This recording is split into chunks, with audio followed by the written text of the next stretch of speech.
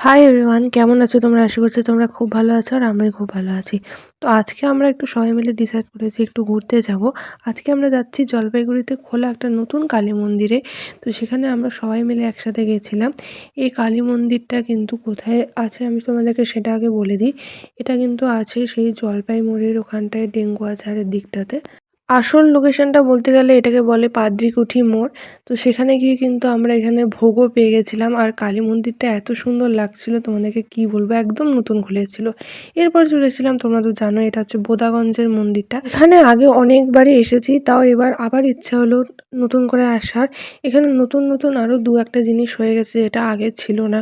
জায়গাটা বলতে গেলে আর চেনাই যাচ্ছে না। তো আমাদের জলপাইগুড়ির কালী মায়ের মন্দিরটা থেকে এটার ডিসটেন্স মোটামুটি ওই আধা ঘন্টা, খুব কাছাকাছি আছে। সত্যি এই মন্দিরগুলোতে আসলে মনটা নিজের থেকেই ভালো হয়ে যায়। তারপরে চলে আসলাম এই মন্দিরটাতে, এটা একদম নতুন হয়েছে। এই মন্দিরটা আমি ফার্স্ট টাইম আসলাম, একদম ওটার পাশেই খুলেছে। তারপর এখানে শিব ঠাকুর আর অন্নপূর্ণা মাকে আমরা দেখে বাড়ি ফিরে আসলাম। দেখা হচ্ছে নেক্সট ভিডিওতে। Bye bye everyone.